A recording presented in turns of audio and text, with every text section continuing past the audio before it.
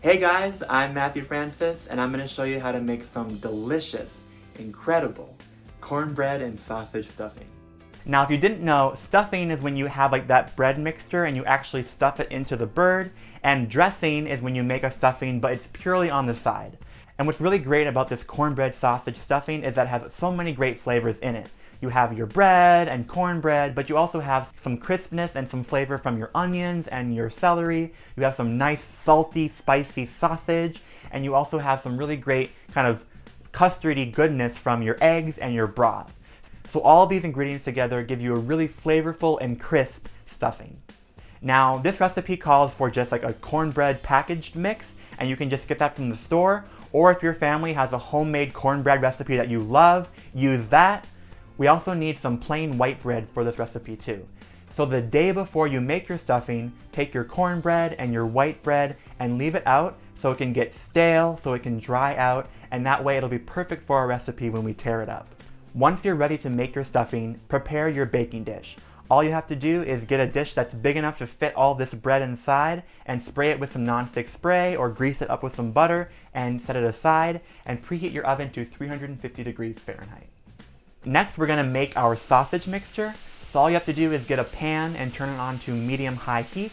Add in your pound of sausage and kind of break it up, and so it's like an even layer on the pan. And you want to brown it and cook it for at least 8 to 10 minutes until you have some brown specks on it, some of the fat leaks out, and the meat is fully cooked. Then once your sausage is brown, you can add in your sliced celery and your sliced onions, and you want to cook that all together until the onions become translucent. Then you can add in your sage, and if you want to add more spices, you can add them here, but just keep in mind that your sausage might already have a lot of seasonings in it and it might already be really salty, so only add salt and pepper if you want to. I would taste it first. So once your sausage mixture is fully cooked, set it aside, and now we're going to move back to the dry bread. So into a big bowl, take your cornbread pieces and gently tear them into cubes or smaller chunks until they're into your bowl.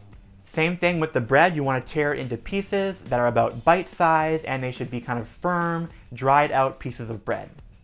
If your bread is still soggy or moist, you want to dry it out more. The bread has to be dry. But then the next step, we're going to add in the melted butter and coat all the pieces of bread, toss those together, and then we're going to add in our sausage mixture, and then we're going to add in a custard made from chicken broth and eggs. So on the side from your big stuffing bowl, have a separate bowl where you have 2 eggs and 2 cups of chicken broth. You want to whisk these together until it's really, really smooth, and basically this is like a savory custard.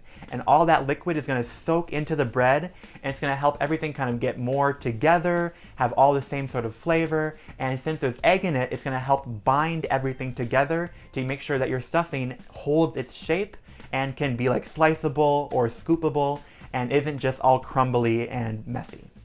Once you've fully mixed all of your stuffing ingredients together, you can transfer them all to your baking dish. You want to just scoop it all in there and then pat it down flat so you have a nice surface on your stuffing, and then coat it with some tin foil and put it in your oven.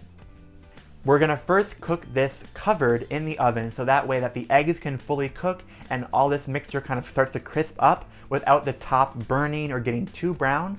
So let it go for at least 30 minutes in the oven, and then take off the tin foil and put it back in the oven to crisp up the top.